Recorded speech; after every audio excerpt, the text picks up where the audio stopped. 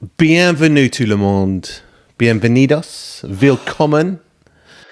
This is a global podcast and it goes by the name of Sofa Broker. It is hosted by myself, Solomon Charles Edward Strickland, and Daniel McPeake, just over there. Daniel Peter McPeake. Hello, Peter. How are you? I'm all right. Yeah, you? I'm good. It's quite nice to do this on a Saturday morning. I'm like mega chilled. Yeah, it is. We've had to evacuate everyone from the house because my granddaughter's here running around causing riot. I noticed. You haven't got to this stage yet, have you? Where you still got kids and they are being nice to you, aren't they? Well, I tell you what was yes. But also the best thing was actually walking into your house on this bright late September morning, and hearing someone shouting, "Where's Grandpa? Where's Grandpa?" Don't. No, it's not Grandpa, it's Grandad, and it's not even Grandad. I had a debate with this, right, before Harley came on the scene, Harley being the granddaughter, not the bike, even though it is a great name for both. And it was like, she can call me... Did you have anything to do with the naming, by the way? No. Grandad. She can call me not Grandad. Not Grandad? Not Grandad, okay. Right? She can barely get the words Grandad out, so the not bit's going to be tricky. Yeah, but we just keep saying Harley at her all the time, and then she'll understand She is mega cute. Congratulations to you and your family. Thank you. I just don't know how to be horrible to you now. I'm trying I've bought myself 20 minutes of niceties. You've done really well. You've turned up on a Sunday. Yep. You know, you've been... Traffic was appalling. What, traffic was appalling on a Saturday? Saturday. Yep. It's not Sunday. Words get stuck sometimes, right? Especially at the weekend. A bit fuggy. Yeah. Oh, no. Getting back on the... go back to the Grandad bit. Dictionary for the Danuary, or whatever it is, right? So remember this. I've got to say thank you, AV guy. Stan? For actually getting up this morning, for one. Remarkable work. Yeah, looking... For an 18-year-old. Looking remarkably well turned out as well. Showered. Yeah, does look pretty good. You haven't shaved, but we'll let that go. It's definitely a weekend podcast. Yeah, so listen, what I was thinking is, so I've come up with a fantastic new word. Go on, Em. Right, because thinking of young Harley running around, who spent all last night literally not going to sleep, just running around. I want to say running around. My house looks like a bomb has gone off. I forgot what that looked like, because reasonably now, the kids are old enough that you can... Oh, I nearly said something I shouldn't say to them. But you can tell them no, right? And tell them to not put everything out. When they turn up, the young kid, when Harley turns up, it's just, everything's just coming. Her favourite thing is to get something out and then to walk off and do something else. Oh, mate, she was just doing laps. She's just been doing laps. Around that. What's your word? Grandaddery. No. Oh, but yes. If a grandad is getting their... just being an old man. Yeah, but doing granddaddery stuff with the... What's it called when you're... What would Harley be called? Baby? Grandparents. Oh, right. When you're grandparenting. Yeah. So you're granddaddery. You know, when you're doing fun stuff. Like I was running around at about 10:30 last night, tickling the hell out of her because it was hilarious. That's granddaddery. And she was trying to... And Joe's like, don't, you're going to hurt her finger, you're doing... Shut up, there's nothing wrong with her. Granddaddery is when you lean down to help out, because you want to help out, right? You don't look useless. Yeah. And then you do your back in. Yeah. Well, you might do your back in, and that's the reason you was in the hospital this morning, but we won't talk about that. Sick note, yep. So, anything else you've been up to that's clearly amazing or brilliant? Well, we've been doing quite a lot, haven't we? Yeah, we want to keep everything on the down low. Okay. Yeah. What have I been up to? You been to 1,000 gigs yet this year? No, but I've booked into quite a few, actually. Last gig you went to? Oh, God. Can't remember. You can't remember? Well, it wasn't last Wednesday. Do you know, it's been a while. But I've got some good ones coming out. And so we're going to go into the Libertines, obviously. Got to see the Libertines, and they're playing the round at Camden, so... Yep. You know, Amy over there, and wherever she is. She's in the wall over there. And she's Amy, up there somewhere. We're doing that for you. We're going to go and see the Libertines. I'm going to go and see one of my favourite bands of all time. Right, is it like the Spitting Sawdust or something like that? No. Now, you know what I mean when I say I love grunge, right? Oh, do you? So I never noticed. Love your top, by the way, from Hell's Kitchen. Hell's Kitchen. But things, you know, Nirvana, Soundgarden, all that kind of stuff. Yeah. My favourite band of all of those was Pixies. a band called Mudhoney. Who? Mudhoney. They are Seattle legends. Is that again? They're very noisy. Anyway, the drummer, I'll show you a picture of the drummer of Mudhoney, a guy called Dan Peters, who I went bowling with many, many years ago down in Seattle, over in Seattle.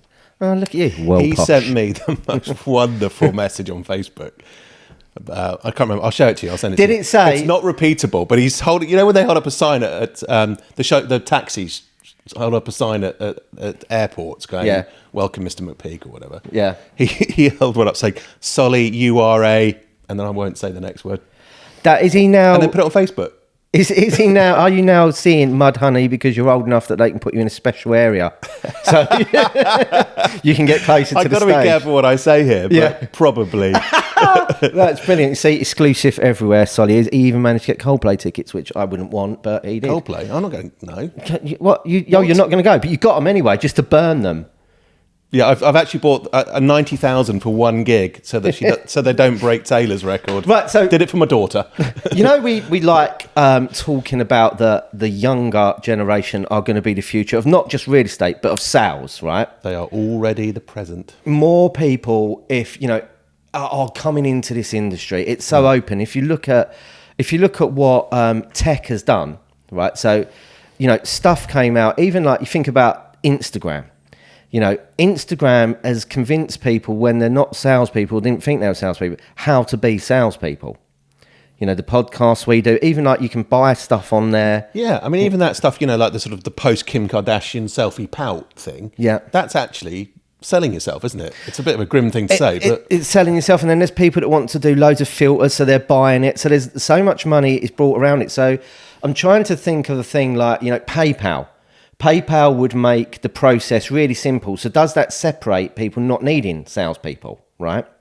And it doesn't, because it's got more people into sales, because more people find it easier now to connect to make a sale rather than doing something, you know, maybe going to a car boot sale or an antiques fair. You have to go there, you have to drive there, it has to happen. So you leave all your shit in the garage, right? That's sort of granddaddery sort of stuff. Now you can just do it online and put it all up for sale, and using PayPal, you can connect and make it happen.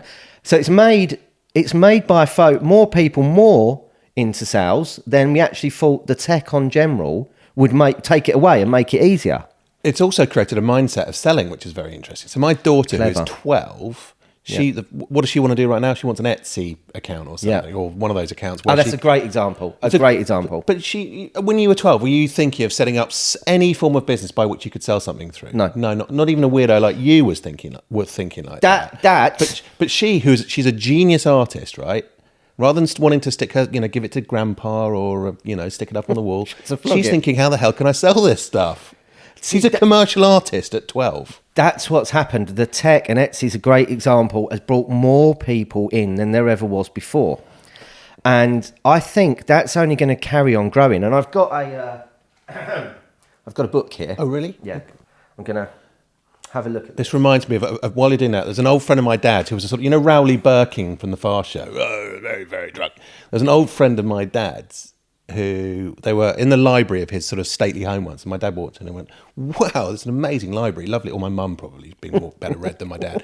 What a beautiful library. Oh, look at all these lovely books. And the bloke just went, I read a book once. You didn't read it? Didn't think much of it. That was all he said. There you go. His friends are so rich they have libraries that they don't read. So actually, Solly, I'm going to give this to you to read out, because why? Keats? Because you went to Eton and I didn't. But also, I think when you read something, and you know, I read a lot, right? Yeah. I had a stroke, and when I stopped reading, when I had the stroke and the problems after it, it took me about a year and a bit to actually start reading again. Because trying to read, it was like words were jumping around all over the place. It's probably like looking at Mount Everest going, Christ. Yeah, and I was doing like, you know, one book a week. We used to talk about it before.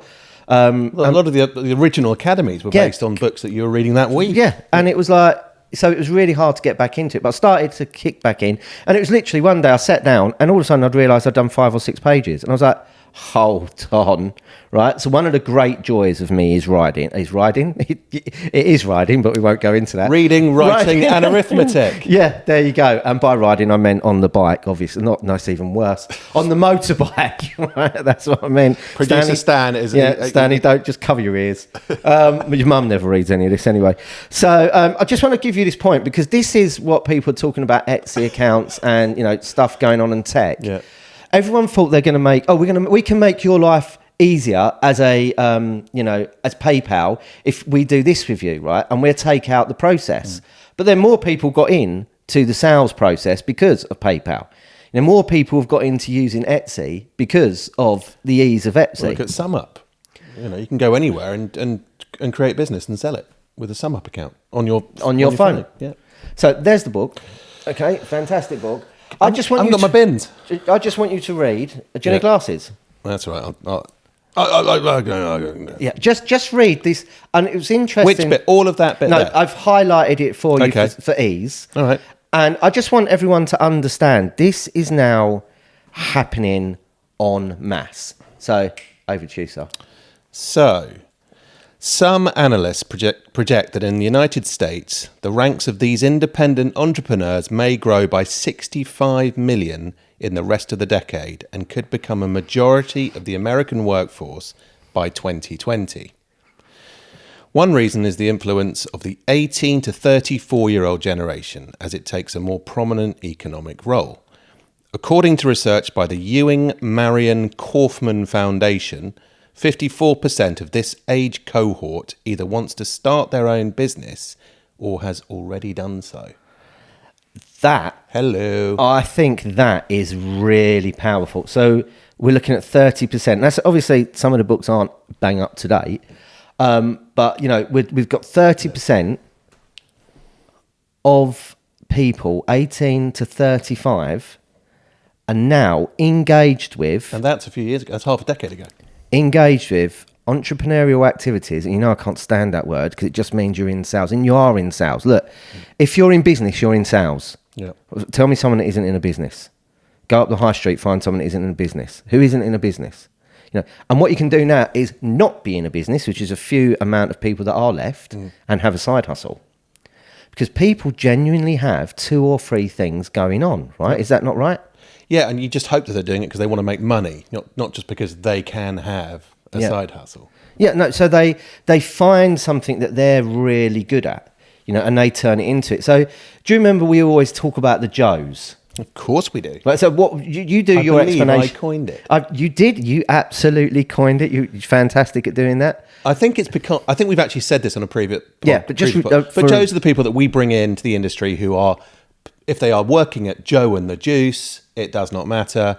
That merely keeps them alive whilst they learn how to become a broker, possibly through our academy. So when we've got these young Joes, male or female, that are coming into the industry or want to find out a little bit about it, it doesn't particularly matter what their background is, right? No. Because what we've all got in common, everyone's got in common, anyone that's listening to this and is crazy enough to continue doing it every Sunday as we carry on, is we're all people. And because we're people, by fault of that, we're all connected. By fault of that or default of that, standing make the correction. Right, we're all connected in some way, shape or form, right? And we're connected because we have personalities. And some people have a pretty flat personality, it can be pretty dry, like, what's your mate, who's that famous, famous comedian that you love, the one that goes, that was an AK-47. Well, Bill Hicks. That's him. Yeah. Right, how did you know? See, he's watched so many of these, this geezer, I tell you. I love Bill Hicks. Right? I love him. Yeah. But he was a little bit... Did he used to smoke as well on stage? Is that... Well, he was very anti-smokers. This is proper Gen X stuff. And then, of course, he famously died of lung cancer because he smoked so much. Oh, he was anti-smoking. He was anti-smokers. A lot of his stand-up was aimed at anti-smokers, and they would come and share the joke with him, and just watch it, read it, listen to it, whatever. And then he died. The great irony is he died very young of lung cancer. Yeah, the joke was on him. Don't smoke, people. Yeah. But so some people can be dry, some people can be really enthusiastic, but everybody has a fantastic personality, and you don't have to spend long with them to understand what it is and what makes it work. And me and you've been in situations where we've been out chatting about something, having lunch, and we're in a restaurant or whatever. If it's with you, someone with a tablecloth down, that sort of place, pretty posh. Or we did have this sideswipe that a minute, right? Because this is a serious point, right? When we talked about oracy, not oracy, oracy. Oracy, is that if I do it Yeah. Oracy. Yeah. Oracy. Yeah, see, if I was at school, when words like that come up, I'd go, Julie. And just hope that someone... So we used the fact, and we dine out, and still do, that Solly and I once had lunch with Cliff Richard. Right? For those who don't know, Stan, put it on the screen. Cliff Richard, singer, blah, blah, blah, right? So, famous guy, famously clean. We're all going on a summer holiday. Was you alive in the 1960s? You probably was, weren't you? Yeah. I can get it now. You probably had one of them buses that you just hop on the back. Why don't they bring them back? Anyway, I don't want to go too far off. Because everyone used to fall off them drunk. You was allowed to drink drive then, wasn't you? Wasn't it the world that crazy? Well, I remember... Anyway, carry on. So, me and Solly had lunch with Cliff Richard, and we tell everybody we once had lunch. It was in New York, so Solly was paying. Beautiful restaurant on Lexington Avenue called August. Do you remember? Look at you. Your memory looks all right, doesn't it? Looks all right, sounds all right. So, and we had lunch with Cliff Richard, and everyone used to be like, "Oh, wow, blah blah blah," if they was of a certain age, yeah, right. But it's a good opener. We'd go, yeah. The fact of the matter is that Solly and I was in a restaurant. He was having steak, I was having a sandwich, and Cliff Richard was in the restaurant at another table, but right behind us. If you'd taken a selfie. Yeah, he would have been right behind us. Yeah. And we got presented our lunch the same roughly time as him. So we was having lunch with Cliff Richard in New York. I mean, is that a lie? It's not. It's not. It's perception.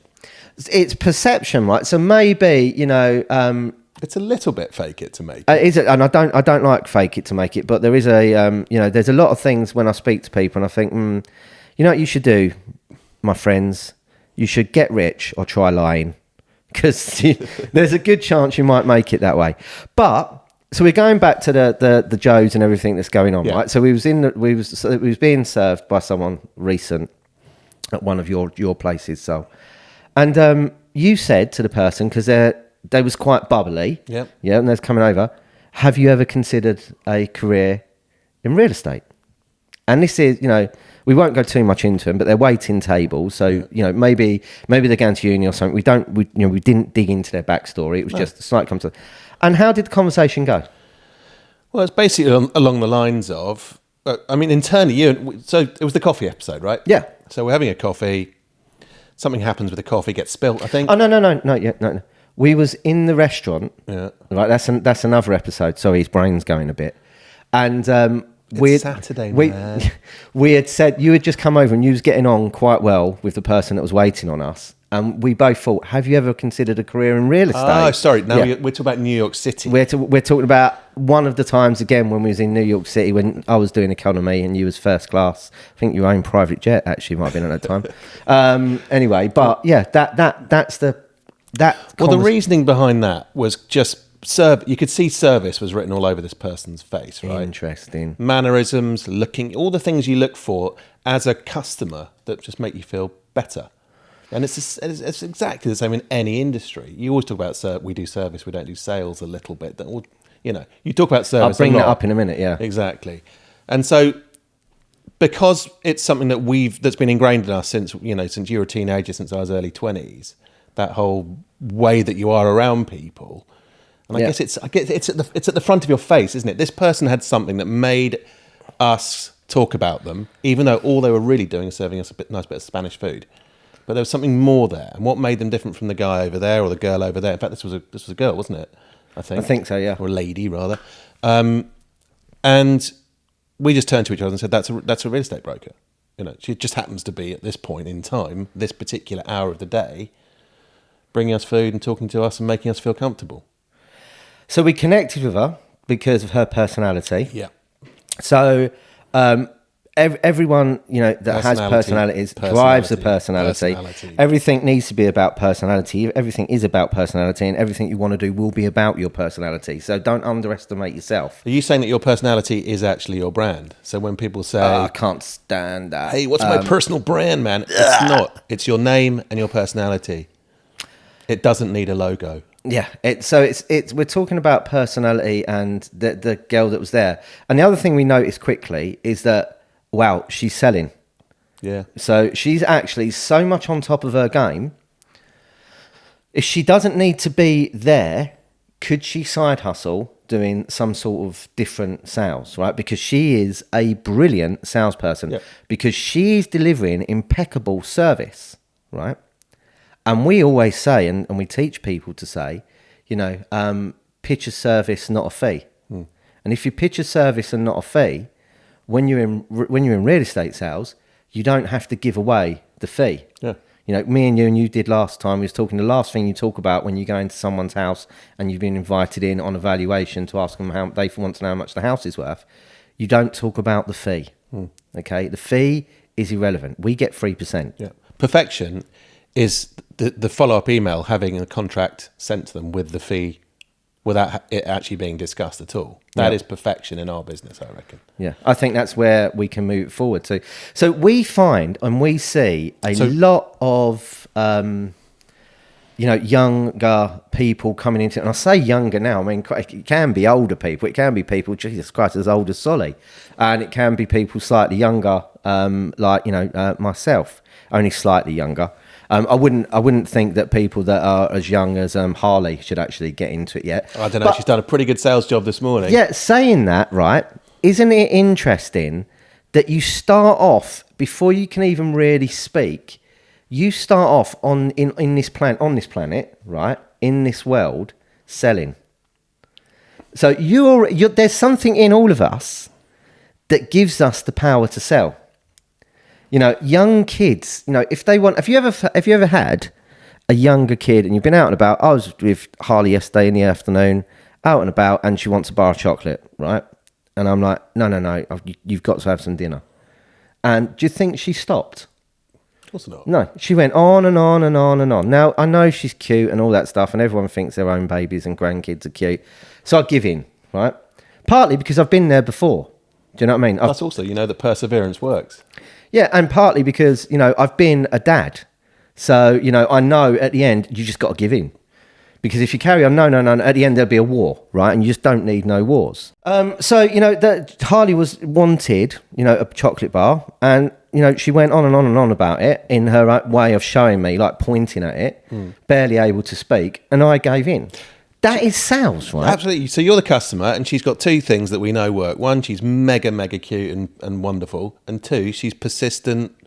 And both of those two things are a pretty heady mixture, whether you're a 2-year-old little monster flying around, or whether you're a 32-year-old salesperson, or whether you're working at serving coffee at the Standard Hotel, or whether you're doing a waitressing in a tapas bar in New York. So they start off, young children start off learning how to be persistent. Learning the things and moulding the things they want to go their way around them by being persistent. Yeah, they're going on to their mum and dads. They bankrupt their parents around Christmas. And I'm sure me and you, have done it many a times, and we've got Christmas coming up now, and it's another time, and it's more stuff, you spend on kids. But they are bombarded by TV adverts, stuff on, the computer or whatever they're on, to show them interesting stuff. Mm-hmm. I mean, I always wanted, when I was younger, I wanted lots of stuff, obviously, when I was a little kid, but I was never really into Action Man. Right. What? Yeah, no. Was you into Action Man? Loved it. Yeah, absolutely loved it. No, I couldn't get my head around it. Although when I grew out of it, do you know what I did? You blew them all up. I blew them all up. You didn't. I shot them to bits with my air rifle, blew them up, everything gone, moved on. Only posh people in posh houses can blow shit up. It was that shiny BMX mongoose in the corner. Oh, did you get a BMX mongoose? Yeah. Christ, that's fantastic. I really wanted one of them. Anyway, so, around Christmas, we're bombarded. So people know how to sell to kids, right? So because adults are selling... But they're not selling to kids. No. People are selling to... No, they are. They're selling to the parents. No, this is the thing, right? They're making the product available to the parents so that the kids can do the selling. The emotional side of it... Which is interesting when you think about it. Yeah, but what they're clever at doing, adverts, they're clever emotionally attaching that to the younger person. And let the younger person do the selling. So the emotional journey is, something crazy and brilliant going on, and they bring that in to, the younger person's ethos, and then they're on to their mum and dad about it. The mum and dad may have watched the same program and that the kid has, and the kid's like, oh, I really want that, and the mum and dad like, oh yeah, okay, I'm not sure. But they'll be like on and on and on. So the advertising continues in the house, forever and ever. And when I was going back to what I really wanted, I wasn't into Action Man, but I did see once on Blue Peter, Stanley, you was on the Blue Peter presenter, weren't you? Or you was on Blue Peter. I wanted a Action Man figure because it had a thing that you could stick on one corner of the room to the other corner of the room. Tell me if you had it. And it was like a ski lift. Action Man could sit in it, and he would ski down from one end to the other, right? And I was like, I've never been into Action Man. It's a little bit weird, but it's skiing down on this thing. And that it was motion, and you could operate it, and there was some mechanics behind it. Like a zip wire type thing. And I was like... It rings a bell. I was like, I really want this. Yeah. And I had no chance of getting it. But I know on Blue Peter, they recreated it using a milk carton. So they like cut the milk carton up and put... Where are you going with this? But I'd wanted it because I'd seen it on an advert on terrestrial TV, which is what we had back then, like pre-Sky, 4 channels. Yeah. Used to have to even get up. You probably didn't. You probably had a clicker. I remember 2 channels. Wow, Christ. Actually, I do. I can't be horrible. I remember 2 channels. And I wanted it because I'd seen it on TV. And I really wanted it, and I was desperate to have it. And it was coming up to Christmas, and I wanted it. But then just before, Blue Peter had shown us a way to do it for near on nothing. Right? So, of course, I had to make it. Once I'd made it, and it kind of functioned in a rough sort of way, I didn't want it afterwards. Yeah. Right? Proved concept. So, the concept had got proved, because I didn't want the bloody Action Man anyway. So I think I put one of my sister's Barbies in it. Right? It was just the idea that this thing moved from one side to the other. And that's the pace where we are with now younger people can get into sales. So that process going from an advert to something I'd seen on telly to something that I'd made to doing it and then forgetting it and getting rid of it because it didn't DIY. It didn't function, it functioned, but I'd got bored of it. People now can get bored really quickly in the modern world, right? With loads of stuff. You spoke about your your older kid getting into wanting an Etsy account, right? Really young age, yeah? She's thinking, I can now monetize stuff at a really young age. Yeah. I was lucky I didn't get that Action Man thing for Christmas because I'd have been bored of it by Boxing Day, right? So we've moved the generation down in terms of like who is creating the wealth in the world. And now we have a lot of younger 18 to 35-year-olds that are actually going to exceed the 30%, according to that. It's only going to go one way. It's only going to go one way. So that they will take over. So there's the reason why we need to be spending time talking to them. There's the reason we need to be chatting to them, and there's the reason they need to get into real estate, because within that reason are all the reasons how they can make money. They may come along and do something like our academy and get into it, but the academy is the most unreal estate thing we actually do. We talk about, real estate probably for the last 10 minutes. Bit like this podcast. Right? But it's understanding where the people are going, and the people that can understand where it's going will be the people that succeed.